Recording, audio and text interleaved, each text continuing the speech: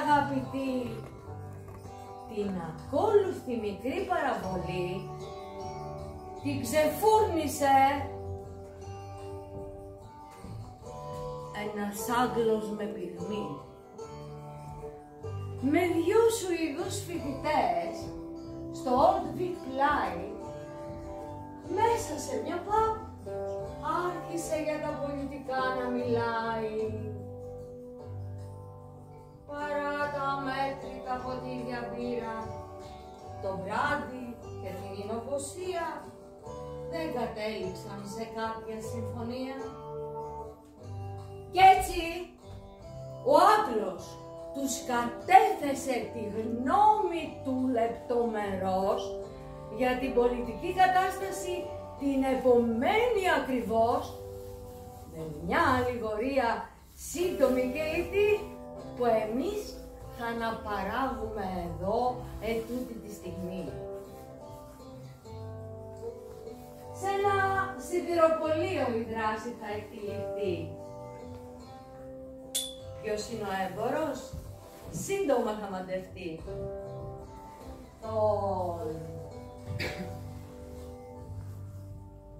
Το πνέμπορο και τη γυναίκα που παπούτσια ήθελε να πουλήσει, ακόμα και ένα μισό τυφλορνίτη μπορεί να αναγνωρίσει. Τον πελάτη που το σίδερο ήθελε να αρπάξει θα τον αναγνωρίσετε στην τελευταία πράξη.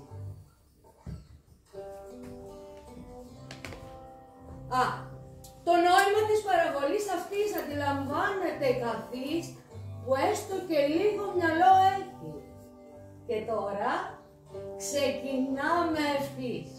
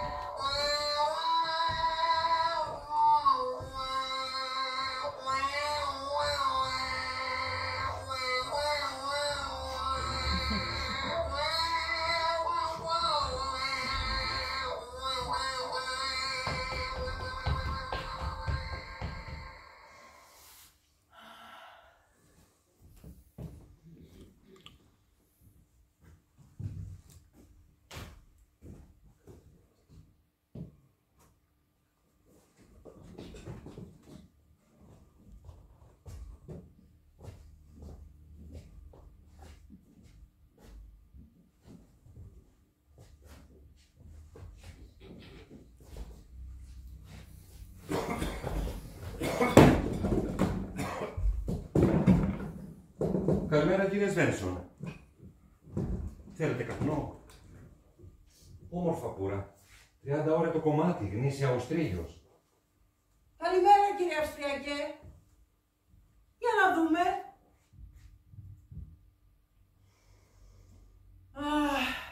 Ωραία που μυρίζει ο καπνός. Ξέρετε πόσο παθιασμένα καπνίζω τα πουρα σας. Όμως η επιχείρησή μου δεν πάει καθόλου όπως θα ήθελα. Αυτό σημαίνει λίγο λιγότερο κάπνισμα. Δεν μπορώ να αγοράσω σήμερα, κύριε Αυστριακέ. Δίχως παρεξήγηση. Την επόμενη φορά, ίσως. Αυτό είναι μια μικρή απογοήτευση για μένα. Αλλά φυσικά καταλαβαίνω. Είχατε ευχάριστη διαδρομή, κύριε Αυστριακέ.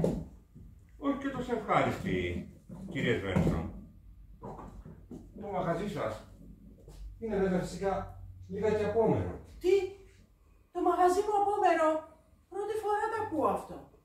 Ναι, και εγώ δεν το είχα προσέξει ποτέ μέχρι σήμερα. Όλοι μας βέβαια μένουμε λιγάκι απόμερα. Σήμερα όμως, στον δρόμο προς τα εσάς, συνάντησα έναν άνθρωπο που μου έκανε πολύ περίεργη εντύπωση. Μπα, λογοφέρατε. Όχι, όχι, μάλλον το αντίθετο. Ο άνθρωπος με αποκάλεσε με το μικρό μου όνομα. Μου απευθύνθηκε σαν παλιός γνώριμος και μου εξήγησε ότι είμαστε συγγενείς. Δεν ήξερα τίποτε εντελώς μέχρι σήμερα, του λέω. Τι μου λέει, δεν ήξερες? Και με κοιτάει σαν να μου κάλπικη δεκάρα. Έπειτα αρχίζει να μου εξηγεί πόσο συγγενείς είμαστε και όσο πιο πολύ μιλούσε, τόσο πιο πολύ συγγενείς γινόμασταν. Καλά. Και είναι κακό αυτό? Όχι. Αλλά η Πελίαν συντόμως θα έρθει να με επισκεφθεί. Το λέτε αυτό ωστόσο σαν να υπήρχε μια απειλή. Ξέρετε, οι λέξεις που χρησιμοποιούσε ήταν πολύ συνηθισμένες. Είπε ότι αν έχει κάποιο ελάττωμα, ίσως είναι ότι έχει υπερανεπτυγμένο το αίσθημα της οικογένειας. Είπε ότι αν ανακαλύψει ποτέ ότι είναι συγγενής με κάποιον, δεν θα μπορούσε να ζήσει πια χωρίς αυτόν. Αυτά τα λόγια δεν είναι κι άσχημα. Όχι. Αλλά ούρλιαζε τόσο πολύ όταν τα έλεγε. Και αυτό σας κατατρώμαξε, Ειλικρινά πολύ. Μα εσείς τρέμετε, άνθρωπέ μου. Σύγκορμος. Είναι επειδή σκέφτομαι εκείνον. Νεύρα. Θα έπρεπε να έρθετε να ζήσετε εδώ πάνω, στον καθαρό αέρα. Ίσως. Το μόνο καλό είναι ότι προφανώς είναι άοπλος. Ιδάλλως θα μπορούσε να ανησυχήσει πραγματικά. Τέλος πάντων. Ο καθένας έχει να κουβαλήσει το δικό του πρόβλημα. Κανείς δεν μπορεί να τον βοηθήσει σε αυτό. Όχι.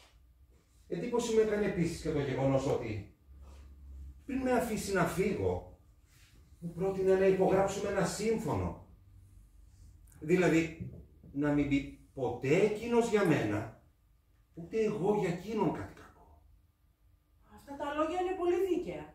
Αυτή ακριβώς είναι η απόλυτη αμοιβαιότητα. Ναι. Λέτε. Ίσως θα πρέπει να έχω μαζί μου κάποιο όπλο. Βέβαια, αυτό δεν βλάπτει ποτέ. Δυστυχώς όμως, τα όπλα κοστίζουν. Έτσι είναι. Ναι. Λοιπόν, εις το επανειδήν, κύριε Σβένσον. Εις το επανειδήν, κύριε Αυστριακέ.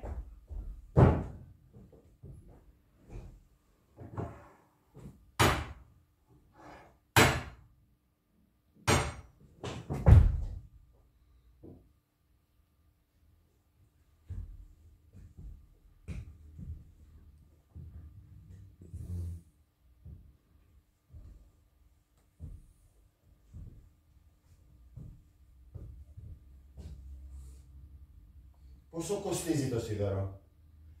Μια κορώνα η βέργα. Ακριβό. Πρέπει να ζήσω κι εγώ. Ώστε έτσι. Το πρόσωπό σας μου φαίνεται κάπως γνωστό. Γνωρίζετε τον αδελφό μου, ερχόταν συχνά εδώ. Τι κάνει? Πέθανε. Μου κληροδότησε την επιχείρηση. Το ακούω με λύπη μου αυτό. Αλήθεια? Δεν εννοώ ότι εσείς πήρατε την επιχείρηση, αλλά ότι εκείνος πέθανε. Φαίνεται ότι ήσασταν πολύ φίλος μαζί του. Όχι ακριβώς. Ήταν απλά ένας καλός πελάτης. Τώρα είμαι εγώ πελάτης σας. Φυσικά, στη διάθεσή σας. Θέλετε κι εσείς 2 βέργες όπως ο αδερφός σας? Όχι 4. 4 βέργες μας κάνουν 4 κορώνες. Είναι λιγάκι λεκιασμένα. Πρέπει να έχει φύγει καφές επάνω τους. Σας πειράζει αυτό? Αυτό δεν είναι καφές. Τότε τι είναι? Πρέπει να είναι αίμα. Έκοψα λίγο το δάχτυλό μου. Θέλετε τα χρήματα ή όχι? Δεν πιστεύω να έχω φασαρίες όταν πάω να τα εξαργυρώσω. Όχι καθόλου. Τότε εντάξει. Ξέρετε, μου ήρθε κάτι στο μυαλό μόλις τώρα. Πριν από λίγο, μιλούσα με έναν καπνέμπορο. Τον γνωρίζω χρόνια. Αυτός μου παραπονέθηκε ότι στη διαδρομή για το μαγαζί μου συνάντησε έναν ξένο και έπεσε θύμα παρενόχλησης. Μήπως κι εσείς συναντήσατε κάποιον που σας παρενόχλησε? Όχι. Εμένα ούτε με παρενόχλησε κανείς, ούτε μου μίλησε κανείς.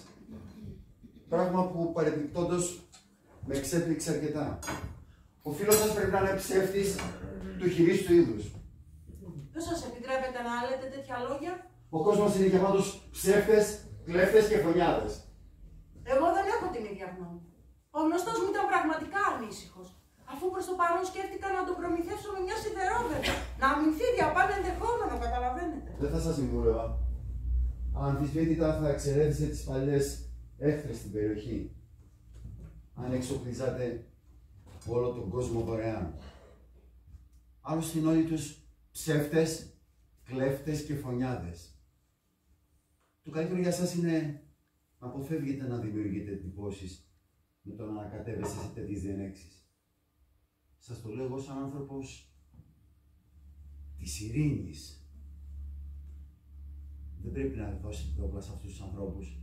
Είναι όλοι τους πιναλαίοι και όταν ένας πιναλαίος έχει όπλα στα χέρια του... Ναι, καταλαβαίνω. Εξάλλου, εμείς δεν συγγενεύουμε. Εμείς, πώς? Έτσι νόμιζα από τους προπάπους μας ή κάτι τέτοιο. Νομίζω ότι είναι λάθος. Αμπά, πρέπει να φύγω.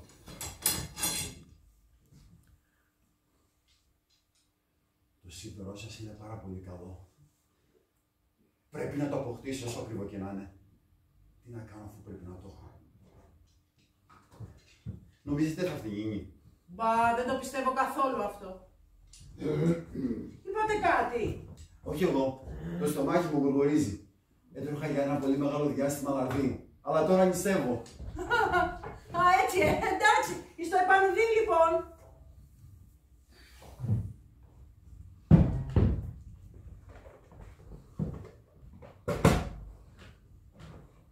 Έλα, Ντάντσε. Εσύ είσαι? Ναι. Λοιπόν, άκου, πέρασε από εδώ καινούριος. Α, έτσι, πέρασε και από σένα. Α, μάλιστα. Λοιπόν, έκανε αγορές εδώ σε μένα. Α, αγόρασε και από σένα, Λοιπόν, όσο πληρώνει, είναι εντάξει για μένα. Φυσικά και για σένα είναι εντάξει όσο πληρώνει.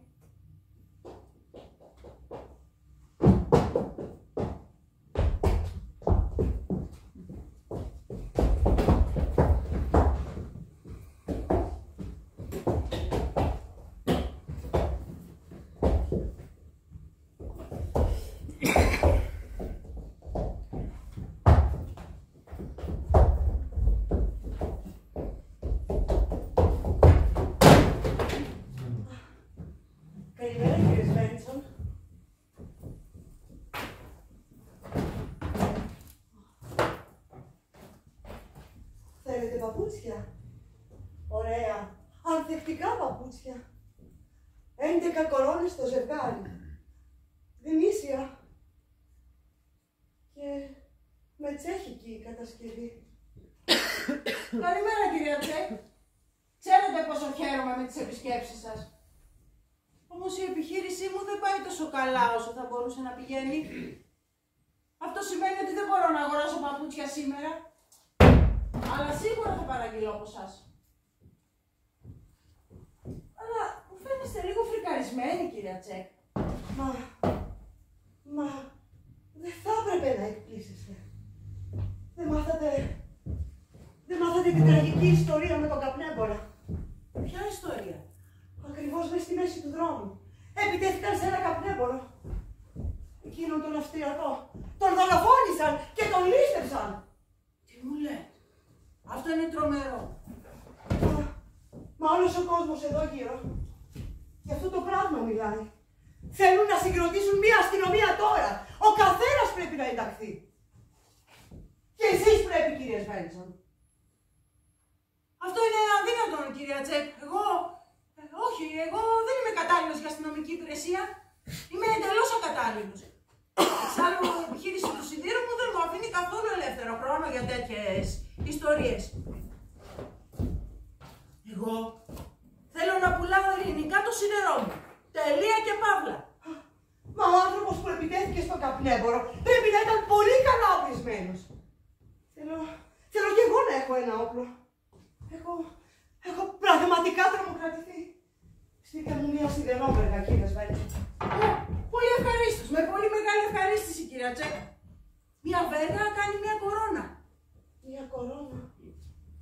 Λοιπόν, εδώ πρέπει να υπάρχει μια κορώνα. Νάτι. Μα τα χέρια σας τρέμουν, κυρία Τσεκ. Στον δρόμο προς εσάς συνάντησα κάποιον άνθρωπο, ο οποίος μου έπιασε κουβέντα και μου πρόσφερε την προστασία του. Αυτό με κατατρώμαξε ολοκληρωτικά. Γιατί αυτό? Γιατί, να ξέρετε, μεταξύ των ανθρώπων που γνωρίζω, εγώ δεν είχα ποτέ μου κανέναν προσωπικό εχθρό. Μονάχα εκείνον τον άνθρωπο, τον οποίον δεν γνώριζα. Ήθελε να έρθει στο σπίτι μου για να με προστατεύσει. Όπως μου είπε δηλαδή. Αυτό εμένα μου φάνηκε πολύ τρομακτικό. Πείτε μου, κύριε Σβέντσον, εσείς δεν νιώθετε να απειλείστε? Εγώ? Όχι. Γιατί με μένα πρέπει όλα να τα έχουν καλά. Σε αυτές τις αβέβαιες εποχές που ζούμε έχουν ανάγκη το σίδερό μου. Ακόμα κι αν όλοι μαλλιοτραβηχτούν μεταξύ τους, εμένα πρέπει να με υπολείπτονται. Γιατί έχουν ανάγκη το σίδερό μου. Ναι. Έχετε απόλυτο δίκιο. Εσείς είστε πολύ καλά βολεμένος. Στο επανειδήμι, κύριε Σβέντσον. Στο επανειδήμι, κυρία Τσεκ. Θα στείλω τη βέργα.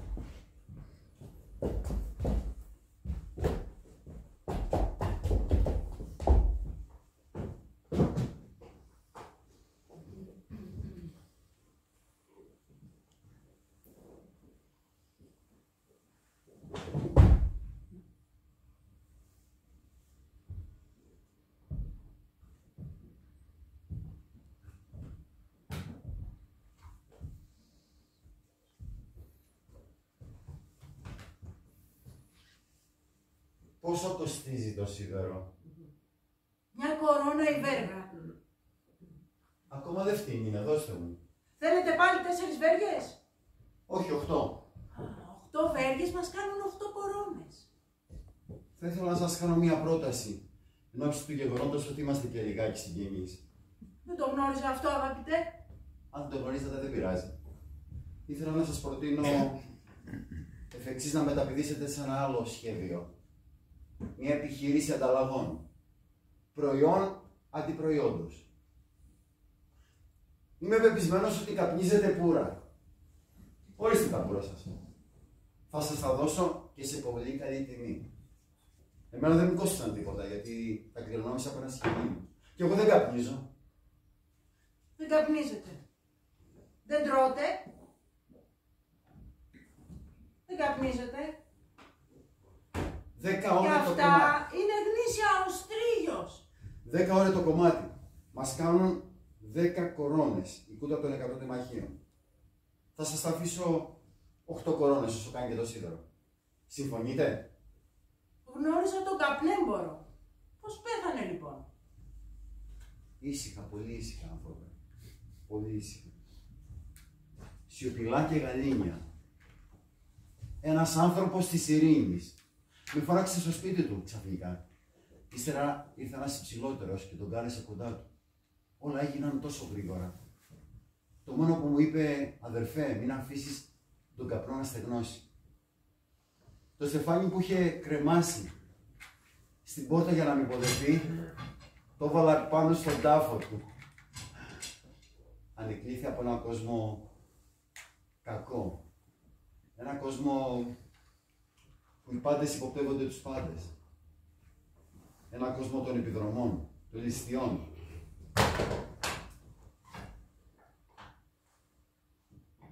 αβεβαιότητα στον δρόμο. Ξέρετε, τώρα το τελευταίο καιρό έχω και εγώ ένα όπλο μαζί μου. Άσπρο είναι όμως. Απλά το έχω έτσι για εκφοβισμό. Τι θα γίνει με τα πουρα? Η επιχείρησή μου δεν πάει και τόσο καλά. Αν μπορούσα να αγοράσω κάτι, αυτό θα ήταν παπούτσια. Εγώ δεν έχω παπούτσια, έχω μόνο πουρα. Και χρειάζομαι το σίδερο. Αλήθεια, τι το χρειάζεστε τόσο πολύ σίδερο? Το χρειάζομαι γιατί κανείς μπορεί να το χρησιμοποιήσει πάντα.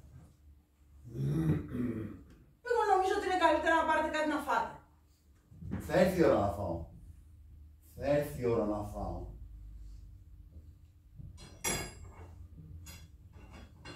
Τώρα όμως βλέπω ότι ο καιρός είναι ιδιαίτερο καιρός. Και πρέπει να φύγω γιατί το κουστούμι που έχω φτιάξει με ύφασμα δικής μου εφεύρεσης δεν αντέχει το νερό.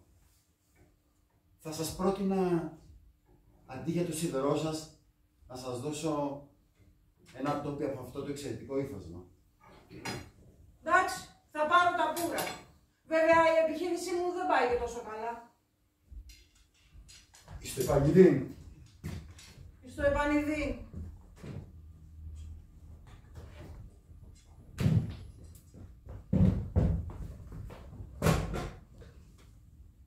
Έλα, Ντάντσεν, εσύ. Ναι, εγώ είμαι. Να σου πω, τι λες για τα τελευταία γεγονότα? Α, ώστε και εσύ το ίδιο λες, Ναι, κι εγώ. Δεν λέω απολύτως τίποτα. Α, ώστε και εσύ κάνεις ότι δεν καταλαβαίνεις, ναι, κι εγώ κάνω ότι δεν καταλαβαίνω. Άρα του πουλάς ακόμα, έτσι? Ναι, κι εγώ του πουλάω ακόμα. Άρα δεν ανησυχείς ακόμα? Ούτε εγώ ανησυχώ ακόμα.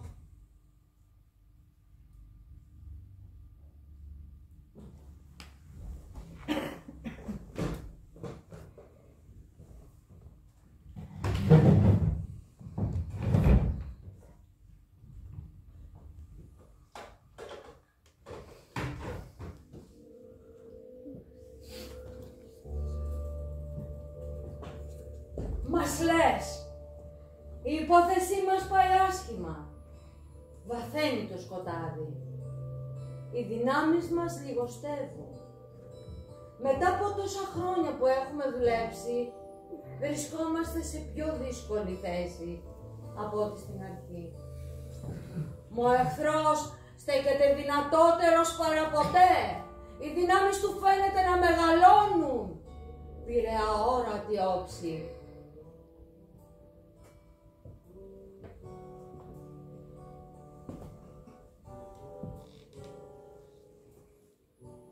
Εμείς όμως έχουμε κάνει λάθη. Αυτό κανείς πια δεν το αρνιέται. Οι γραμμές μας συρρυκνώνονται. Τα συνθήματά μας βρίσκονται στα ταξία. Μερικά από τα λόγια μας τα διαστρέβλωσε τόσο ο εχθρός που πια να μην γνωρίζονται.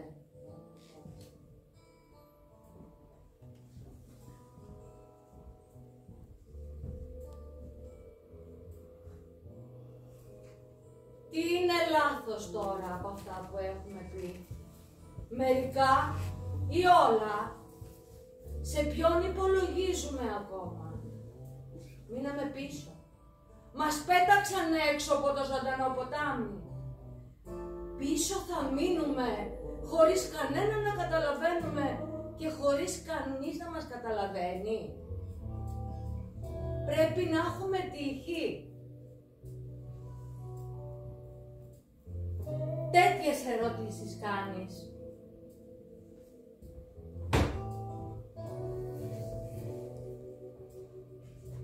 Μην περιμένεις καμιά άλλη απάντηση πέρα από τη δική σου.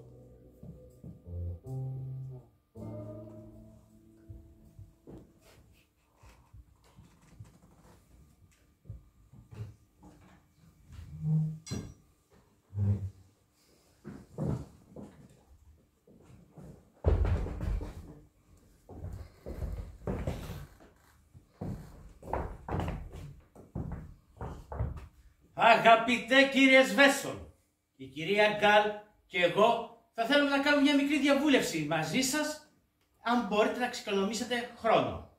Κύριε Μπριτ, μπορείτε να είστε σίγουρος ότι είμαι πάντα στη διάθεση του μεγαλύτερου πελάτη μου ανά πάσα στιγμή.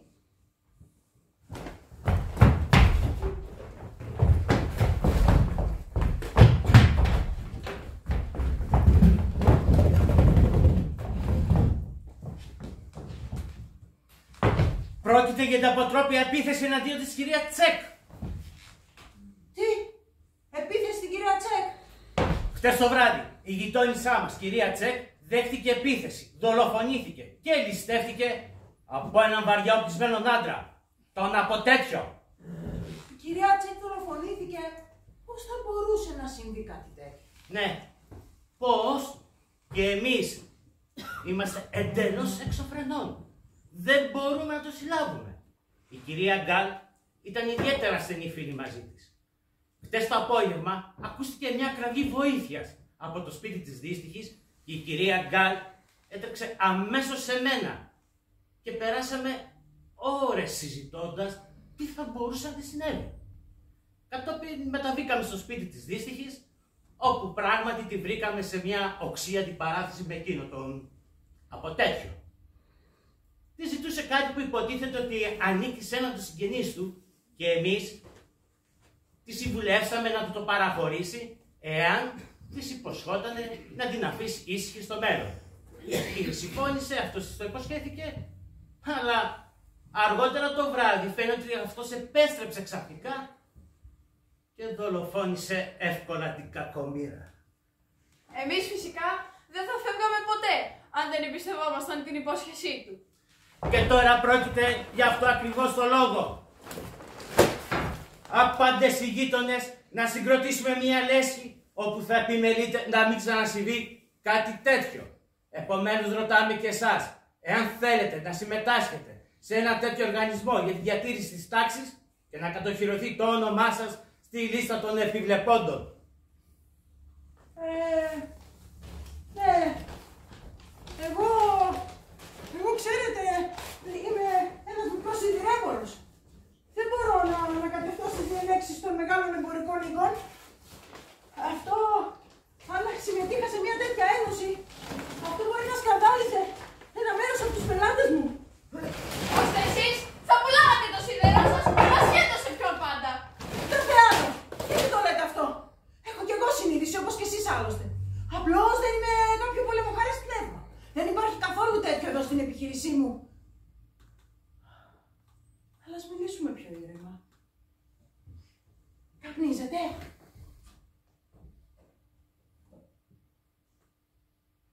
Αυστρία. Θα με υποχρέωναν οι κύριοι αν δεν καπνίζανε.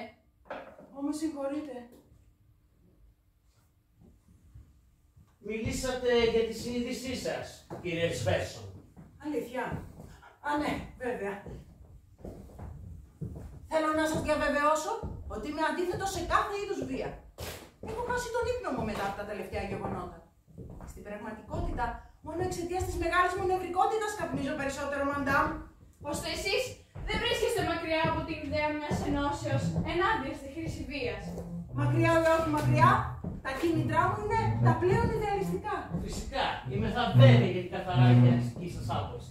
Σίγουρα δεν πουλάτε το σίδερό σας στον Αποτέτιο γιατί συμπαθείτε τη συμπεριφορά του. Όχι, σε καμία περίπτωση, την καταδικάζω. Ούτε αισθάνεστε κάποια είδους συγγένεια όπως ίσως εκείνος θα ισχυριστεί. Απολύτως όχι. Εσείς πουλάτε αποκλειστικά και μόνο γιατί πληρώνει και για όσα θα πληρώνει. Ακριβώς. Και έχετε τη γνώμη λοιπόν πως ο Αποτέτιος δεν χρειάζεται να πλέον το σιδερό σας να συμμετείχατε στη φιλενική οργάνωσή μας που σκοπό που έχει σε εσάς και σε όλους τους άλλους τη διατήρηση της τάξης και της ασφάλειας. Όπως σας είπα, δεν ξέρω, βέβαια το αγοράζει το σιδερό μου, αλλά δεν ξέρω τι κατασκευάζει με αυτό. Υποπολιβόλα! Όπως σας είπα, δεν ξέρω τι το κάνει όλο αυτό το σίδερο, αλλά σίγουρα κάποιο λόγο θα έχει που το αγοράζει. Και εγώ υποχρεωμαι να είμαι ειρηνικός. Και για να είμαι ειλικρινής, τον περιμένω τώρα να έρθει. Και δεν θα ήθελα να σας βρει εδώ, γιατί είναι αφάνταστα ευαίσθητος και εξαιρετικά ευερέθιστος. Γι' αυτό σας παρακαλώ, κάντε μου τη χάρη να... Πόσο κοστίζει το σίδερο? Τα κορώνα η βέργα. Βλέπω εδώ Έχετε ολόκληρη συντροφιά, Βένσον. Φίλοι σας. Ναι, όχι. Είναι μια εμπορική επίσκεψη. Μιλούσαμε για την τηλεφωνία της κυρία Τσεκ από εσάς, κύριε. Από εμένα. Ναι! Ψέμα, υποδάβληση, συκοφαντία. Τι, διαψεύδει την τηλεφωνία της κυρία Τσεκ. Αν το διαψεύδω. Η κυρία Τσεκ του παράγγειλε με τους συγγενείς της που διέμεναν μαζί της να αναλάβω την προστασία της. Ύστερα που έρθανε με συκαισίες των συγγενών μου, ανέλαβα χθες την προστασία της. Αργότερα αυτή εξέλιπε. Από ένα ήρεμο θάνατο. Εσείς μηχανευτήκατε μια δολοφονία από αυτό το συμβάν και από αυτή είναι αλήθεια. Εσείς μου την παραδώσατε, εσείς την εγκαταλείψατε όπως θα εγκαταλείψατε και όλους τους φίλους σας. Και αυτό, αγαπητές Βένσον, πρέπει να το σκεφτείς καλά. Ώστε την κυρία Τσεκ απλώς τη φροντίσατε. Και γιατί να της έκανα κάτι κακό. Ώστε επιμένετε πραγματικά ότι δεν απειλείτε όποιον μένει στην εμβέλειά σας. Και βέβαια το αρνούμε. Εγώ ήρθα εδώ για να πάρω 16 βέργες σίδερο από τον κύριο Βένσον και βλέπω μια εχθρική ατμόσφαιρα εις βάρος μου. Είναι αυτονόητο ότι κανείς δεν μπορεί να σας υποχρεώσει να πουλήσετε σε κάποιον που φαίνεται απειλητικός απέναντί σας, κύριε Βένσον. Αλλά θέλω να το σκεφτείτε καλά. Νομίζετε ότι απειλείστε από μένα? Εγώ. Γιατί το ρωτάτε αυτό? Πόσες βέργες είπατε ότι θέλετε? 16, Λοιπόν, εμένα νομίζω κανείς δεν μπορεί να με υποχρεώσει. Θέλετε πραγματικά μια απάντηση σε αυτό? Ναι! Τότε σας λέω όχι. Δεν νιώθω να απειλούμε.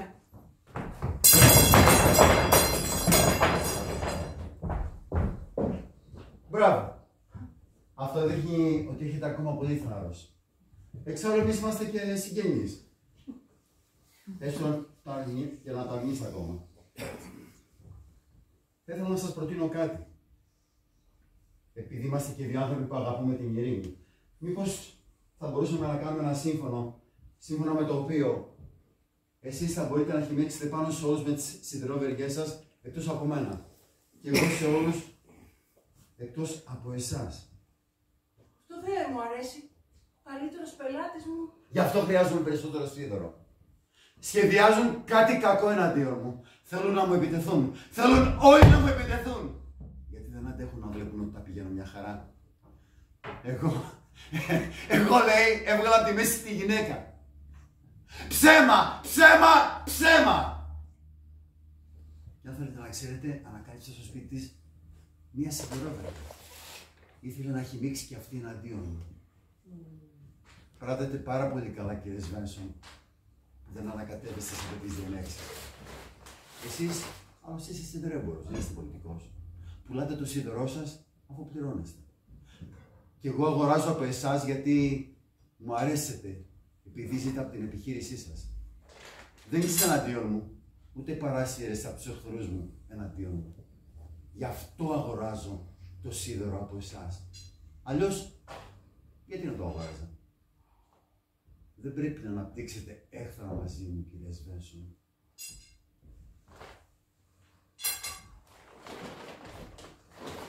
Τις προάλλες μου ζητήσατε παπούτσια. Ορίστε τα παπούτσια σας. Είναι αυτό που χρειάζεστε. Και μάλιστα πάρα πολύ φθηνά. Ξέρετε τι μου κόστησαν? Τι? Τίποτα. Και αυτό είναι προς όφελός σας, κύριε Βένσον. Και μάλιστα εμείς θα γίνουμε πολύ φίλοι. Και θα γίνουμε φίλοι γιατί θα συμφωνήσουμε και στην τιμή του σιδήρου. Και αυτό θα γίνει. Και αυτό θα γίνει. Βοηθήστε με το σίδερο.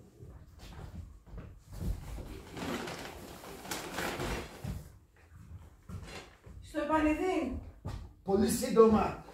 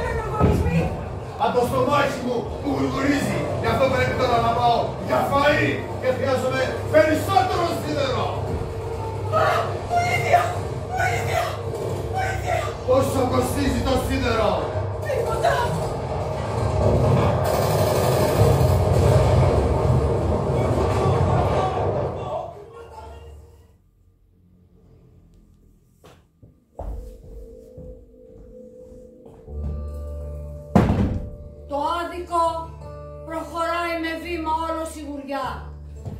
Οι καταπιεστές προετοιμάζονται για δεκάδες χιλιάδες χρόνια. Η βία εξασφαλίζει. Όπως ακριβώς είναι, έτσι θα μείνει. Καμιά φωνή δεν αντυχεί πέρα από τη φωνή των κυριάρχων. Και στις αγορές λέει η εκμετάλλευση αδιάντροπα. Τώρα εγώ προχωράω πρώτη.